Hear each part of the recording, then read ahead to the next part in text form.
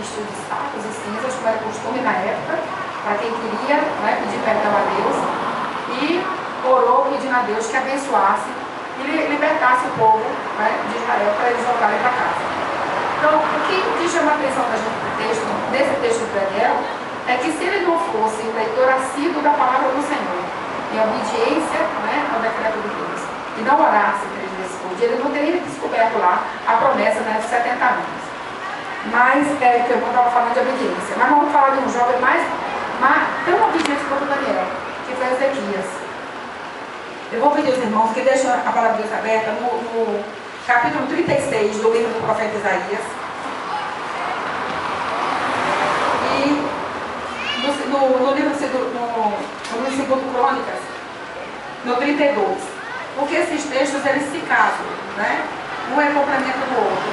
O que aconteceu no reinado de Ezequias, segundo Crônicas 32.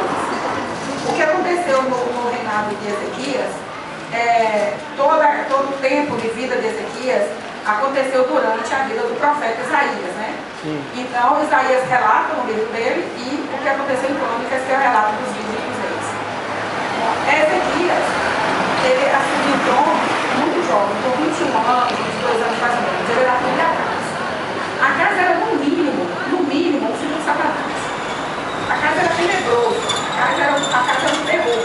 E aí, a primeira lição que a gente tira desse texto de Crônicas é que em filho de peixe é peixinho. Porque se fosse Ezequias, não teria feito o que ele fez. Assim que Ezequias, no capítulo 31, os irmãos vão ver mais depois, em casa, vocês podem ver que no comecinho, a primeira coisa que ele faz é limpar o reino de casa. Tirar os ídolos, tirar a prostituição, a idolatria, né? Ele faz os sacerdotes voltarem, se purificarem, ele põe ordem na casa, em obediência à palavra do Senhor. Ele fez Israel prosperar, ele fez Judá prosperar. Quando Israel estava no mais, digamos assim, no momento maravilhoso, um rei cuidadoso, um rei amoroso, acima de tudo, um rei temente a Deus, um jovem obediente à palavra do Senhor, que orava, que ouvia as palavras do seu profeta, ouvia a palavra de Deus através do profeta Isaías, que cuidava de todo o povo. Quando o Judá está em plena prosperidade, aí eles recebem a notícia de que um sujeitinho chamado Senecarib, que era o rei da Síria, estava já vindo em direção a Judá, e ele vinha assolando, né? Ele vinha assolando todos os reinados que ele encontrava pela frente. Ora, vocês imaginam, naquela época, naquele momento do reino de Judá, o povo não estava preparado para a guerra, né? O povo tinha acabado de reerguer o reino depois da assolação que Acais fez. Então eles estavam prosperando na agricultura, eles estavam prosperando na pecuária, eles estavam se organizando como nação. E eles não tinham um exército preparado para enfrentar os senhores da guerra daquela época, que eram o povo de Nínive, da Síria, né, que além de eles serem grandes guerreiros, eles eram muito, muito cruéis. Eles não se contentavam apenas em invadir o país e saquear os reinos e saquear os bens. Eles também matavam com crueldade. Então, a primeira reação de Ezequias foi cuidar do povo, né? Então, eu vou ler o texto aqui de 2 Crônicas, a partir do 32, a partir do verso 1. Diz assim: depois destas coisas e desta fidelidade, veio Senecarib, rei da Síria, entrou em Judá, acampou-se contra as cidades fortificadas e intentou apoderar-se delas. Vendo, pois, Ezequias, que Senecarib estava resolvido a pelejar contra Jerusalém, resolveu, de acordo com seus príncipes e seus oficiais, sacar as fontes das águas que havia fora da cidade, e eles o ajudaram. Assim, muito povo se ajuntou e taparam todas as fontes, tampou também os ribeiros que corriam pelo meio da terra, pois diziam: por que viriam os reis da Síria e achariam contra a água? Ele cobrou o ânimo, restaurou todo o muro, e sobre ele, o Senhor restaurou todo o muro quebrado, e sobre ele ergueu torres, levantou também outro muro por fora, fortificou o milho na cidade de Davi, fez armas e escudo em abundância. Pois os oficiais de guerra sobre o povo reuniram na praça da porta da cidade e lhes falou o coração, dizendo: sede fortes e corajosos. Viu, meu irmão? Aleluia. Sede fortes e corajosos, não temais, nem vos assusteis por causa do rei da Síria, nem por causa de toda a multidão que está com ele. Porque há um convosco maior do que o que está com ele. Glória a Deus. No verso 8 continua dizendo: com ele está o braço da carne, mas conosco o Senhor nosso Deus, para nos ajudar, para guerrear nossas guerras. O povo cobrou ânimo com as palavras de Ezequias, rei de Judá. Presta atenção que até aí fica claro que o reino não estava, Judá não estava preparado para ele. Então, quando ele soube que Senaqueribe estava vindo, né, isso levava meses, ele cuidou de fortificar, de restabelecer, de consertar muro e de tapar as fontes. Por que eles iam deixar as águas para um exército tão poderoso?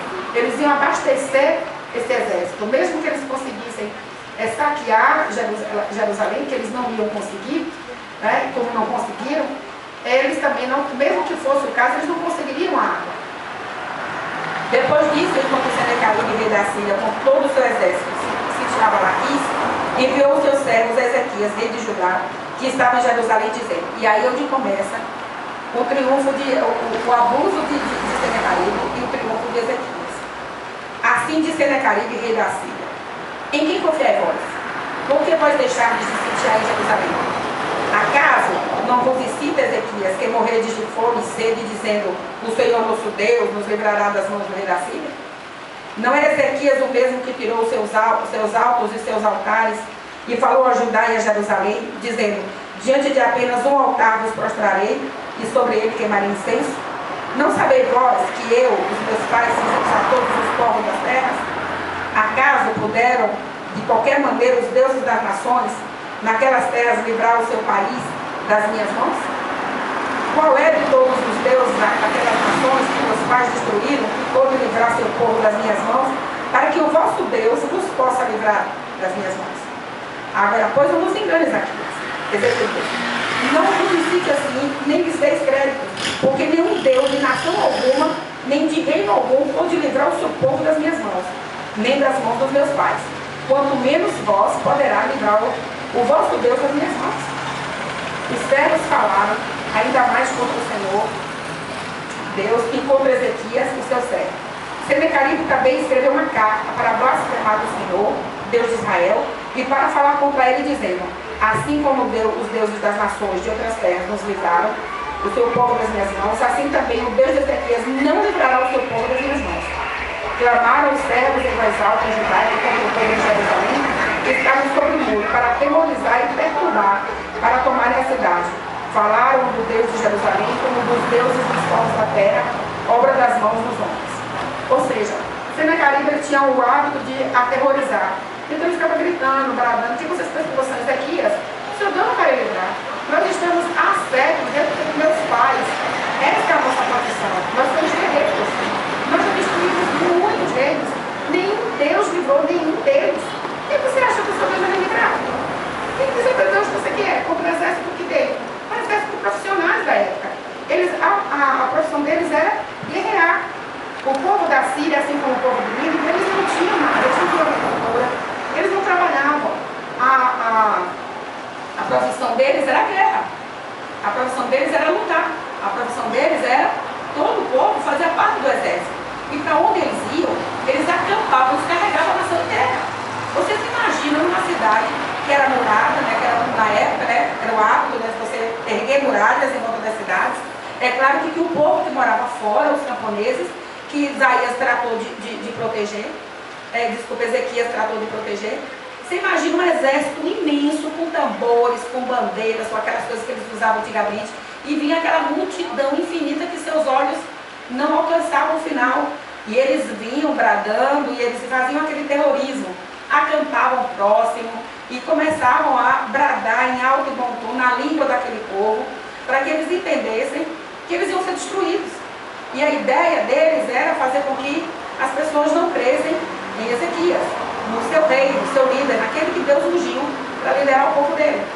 E se os irmãos ver agora no segundo livro de Crônicas, no verso 32, capítulo 32, a partir do verso 20. O que nós lemos foi desculpe, agora continuando.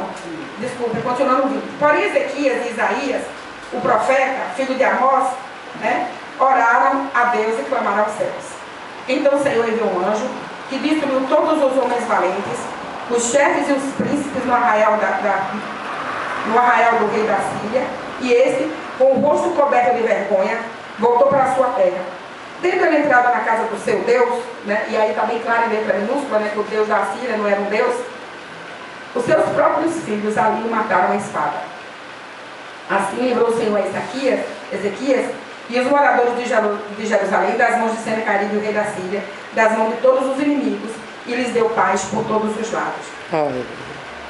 Esse relato também tem mais detalhes no texto do capítulo 36 de Isaías, que é a maneira, é a visão que Isaías tem desse episódio, desse acontecimento, porque Ezequias era um profeta de Deus, estava observando o que estava acontecendo e orando com o rei a Deus.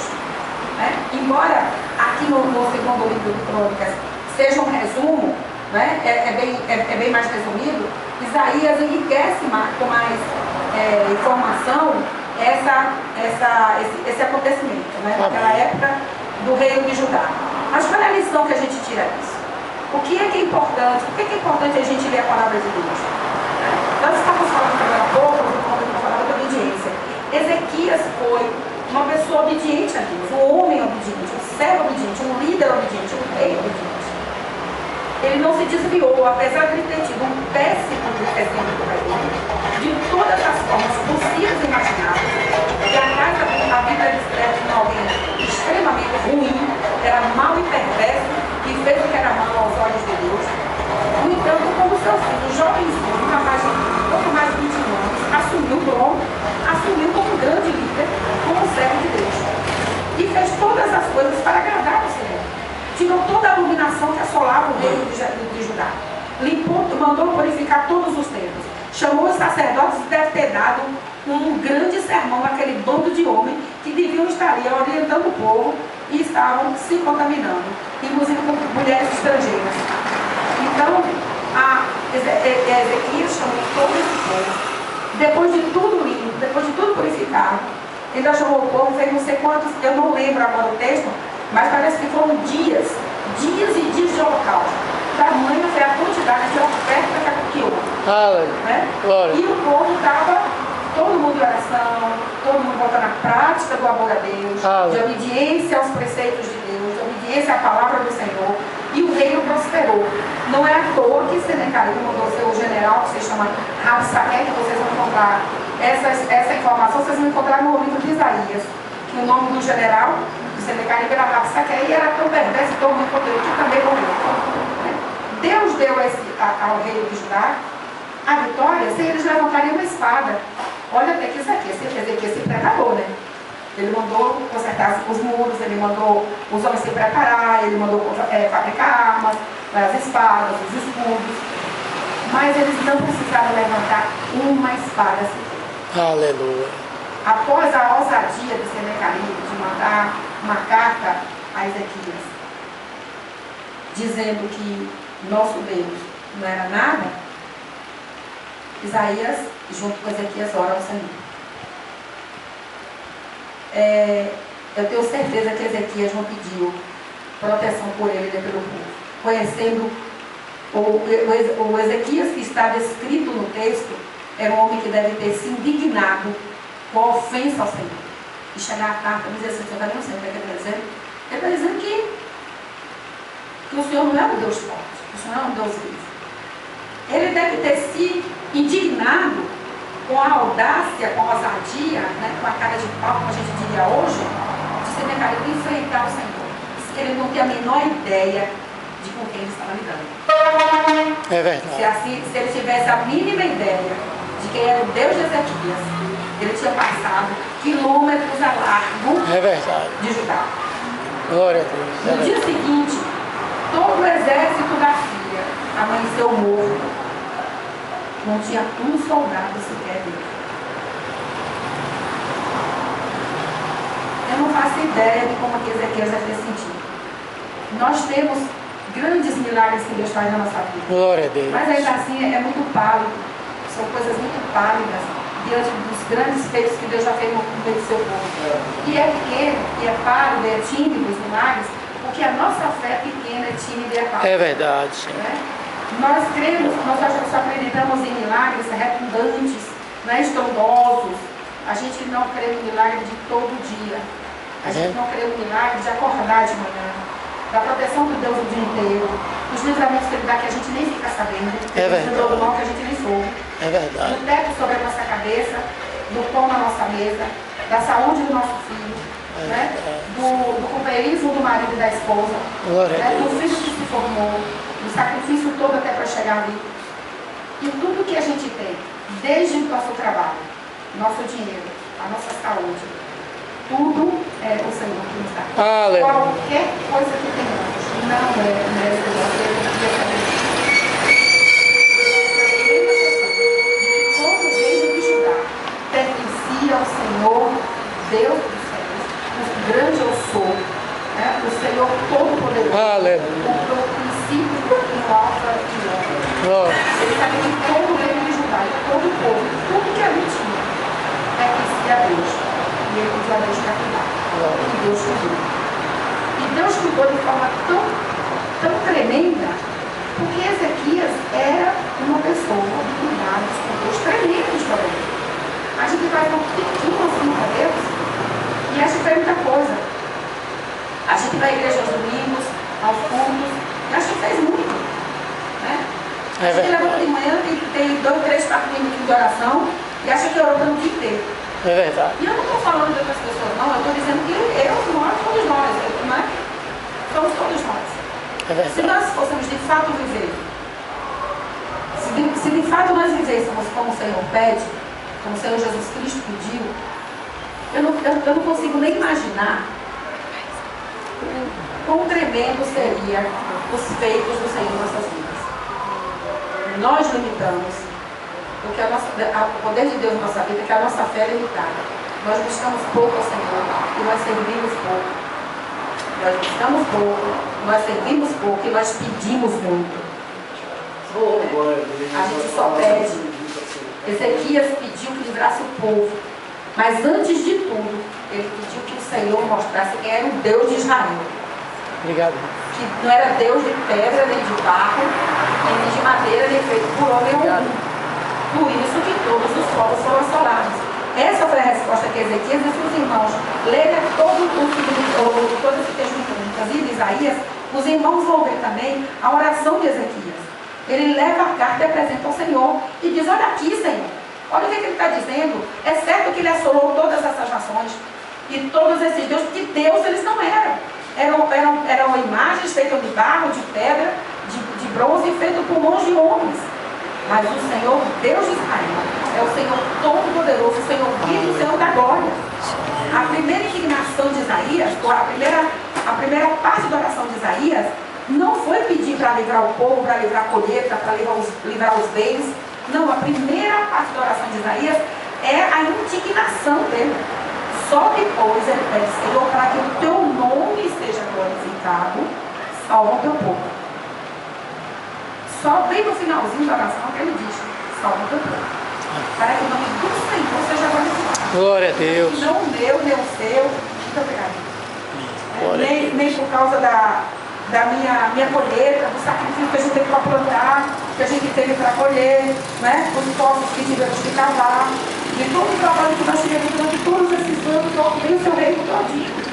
Eu consegui propiciar tudo que o teu povo precisava. E agora esse cara vai me derrubar e o Senhor cuida. Não. Primeiro, ele disse quem é que isso aqui é. E a resposta de Deus, através do profeta Isaías, está aqui bem no finalzinho, no livro de Isaías, no capítulo 37. 37 e 33 é a resposta do Senhor. Pelo que assim diz o Senhor, capítulo 37, verso 33. Pelo que assim diz o Senhor acerca do rei da Síria: não entrará nesta cidade, nem lançará nela flecha alguma, nem virá perante ela com escudo, e nem há de levantar tranqueiras contra ela.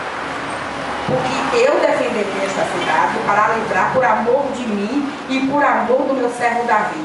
Glória então saiu o anjo do Senhor e feriu no arraial dos assírios 185.000, e quando se levantaram os restantes pela manhã, eis que todos estes eram cadáveres. Retirou-se, pois, Senequeribe, rei da Síria, e se foi, e voltou e ficou em Nínive. Sucedeu que, estando ele a adorar na casa de Nisiró, seu Deus, Abrameleque e Serazer, que eram seus filhos, o feriram a espada, e fugiram para a terra de Ararate, e Esarhadon, seu filho, reinou em seu lugar. O filho matou e fugiu, e o outro ficou no lugar dele. Então, o final de Senequeribe foi assassinado pelos próprios filhos, no templo do Deus dele. A quem ele confiou tanto, desafiou todos os outros deuses, inclusive o nosso Deus, e o Deus dele não salvou da ira de Deus, usando seus próprios filhos. Então ele teve um final vergonhoso, né? Um final terrível, assassinado pela sua própria carne, pelo seu próprio sangue. E todos eles, pela manhã, sempre É verdade. 5.000, e o restante amanheceu como cadáveres. Não sei, eu acho engraçado, eu não sei como é essa tradução do grego para a nossa Bíblia, mas eu acho engraçado que não há de levantar em flecha, não vai lançar flecha, não vai levantar escudo, e nem tranqueira nenhuma contra ela. Ou seja, nenhuma das tranqueiras que ele trouxe em todo o seu arsenal, em todo o seu exército, em todo o seu paramento que eles tinham, e que não era pequeno. Quem estuda história sabe que aqueles povos naquela época que guerreavam, eles carregavam coisas, eles carregavam uma nação inteira. Eles saíam a pelejar com uma nação toda, não era só com armas. É verdade. Eles levavam a cozinha, eles levavam as tendas, eles levavam animais, eles levavam escudos, espadas, eles levavam bandeiras, eles levavam estandartes. Então, e tudo isso era uma forma imponente de afrontar a quem eles iam atacar. E toda essa tranqueira, toda essa tranqueirada, nada disso se aproximou de Judá. E uma razão que nós temos é a obediência de Ezequiel. Aleluia. Então, se nós formos obedientes e pregarmos o evangelho a toda criatura, amar o Senhor sobre todas as coisas e ao próximo como a nós mesmos, Glória a Deus. e nos ajoelhar e orar, e servir ao Senhor com alegria, pregar a palavra para que as tendas sejam arcadas, para que o seu reino seja expandido na terra, para que todos nós sejamos com a luzinha no tornozelo, formando uma fileira de luz no mundo de trevas. Então, com certeza, chegarão. Não estamos falando de bênçãos financeiras, porque quando você fala em bênção hoje, só se pensa em bênção material. Nós estamos falando da bênção de servir, da alegria de servir, da alegria de ser obediente a Deus, independente de qualquer coisa, da alegria de poder ajudar quem tem menos que nós, da alegria de poder fazer as coisas para a casa do Senhor melhor do que fazemos para nós. A Geu fala assim, como é que está que a sua casa está panelada, ou seja, está toda paramentada, está toda ornamentada, está toda decorada, se diria hoje, e a minha casa como é que está? Se nós fizermos todas as coisas do Senhor, cuidando das coisas do alto, como diz Mateus, tudo mais nos será acrescentado. Todo servo de Deus, lavado e remido pelo sangue de Cristo, que vive no Evangelho, não há um sequer, que já não tenha experimentado, o poder de Deus em sua vida, que já não tenha recebido livramentos, que já não tenha tido filhos curados, que já não tenha tido suas vidas salvas, que já não tenha milagres para contar. O servo de Deus que não tem milagre para contar, ele precisa ver a vida dele. Nós todos nós, lavados e remidos pelo sangue do Cordeiro, todos temos histórias e testemunhos. Glória a Deus. De Deus em nossa vida. Todos temos. Uns mais, outros menos. Uns mais espetaculares, outros mais simples, mas tão poderosos quanto. Cada um de nós, todos nós temos. E se não tivermos, é porque alguma coisa está errada em nós, nunca em Deus. É verdade. Então que Deus nos abençoe, que Deus nos guarde. Que Deus nos livre de todo mal, mas acima de tudo, que Deus nos livre da desobediência. Que a graça do Senhor jamais nos falta. Que Ele esteja conosco todos os dias da nossa vida, nos dando sabedoria, nos dando entendimento, discernimento, domínio próprio, temperança, nos ajudando a viver nesse mundo de trevas, porque dele não fazemos parte. Ele disse que nós estamos nesse mundo, mas dele não fazemos parte. Nós somos a raça eleita, nação santa, povo separado, lavado e remido pelo sangue do Cordeiro, separado e selado pelo Espírito Santo, para a honra e glória do nome dele. Aleluia. Então nós somos, não existe para Deus presbiterianos, assembleanos, a Deus é a nação dele, é a igreja de Cristo, é a noiva caseada. No céu não há geografia de igreja, não há separação. É um povo só, a igreja que o Senhor vai levar, a igreja que o Senhor vai arrebatar. Embora eu tenha certeza absoluta que eu não mereça, eu costumo até brincar dizendo que você já viu aquelas fotografias de multidão e que no final da multidão você só vê o tracinho assim na cabeça, na foto? Eu sou aquele tracinho, mas eu tô lá. Glória a Deus. Disso eu tenho certeza. Não por merecimento. Isso a gente sabe disso. Glória. Até porque qualquer que seja o melhor cristão da terra, ele tem que cuidar para não cair. É verdade. Então, às vezes você está na pior. Glória a Jesus. Amém. Que a graça do Senhor esteja com você. Palmas para Jesus, povo de Deus. Vamos ficar de pé, para ele, Jesus Cristo. Não é cada pedaço, né, irmão? Glória a Deus, amém. Aleluia. Amém, meu povo de Deus. Que foi que chegou aos nossos ouvidos hoje? Aí daqueles, viu, que mexe com o povo de Deus, que mexe comigo e com você. Quem é Ezequias, se não servo de Deus? Olha, Ezequias foi um reino, ele procurou o temor do Senhor, e o temor do Senhor, ele consiste em vitórias, proteção. Ele estava do lado ali, sendo orientado por quem? Pelo filho de Moisés, como é o nome dele? Isaías. Todo filho de Deus, ele tem que estar sendo orientado. Hoje nós temos, né, além da Bíblia, nós temos os profetas do Senhor. Quem é os profetas do Senhor hoje? Né, eu e vocês, irmãos. Né, Jesus está contando comigo e com vocês, para que nós possamos, né, levar o Evangelho a toda a criatura, amém? Que mexer comigo e com vocês, está mexendo com Deus vivo de Israel. Vocês, quando alguém ameaçar vocês, quando alguém, né, pode sentar, mano? Pode sentar.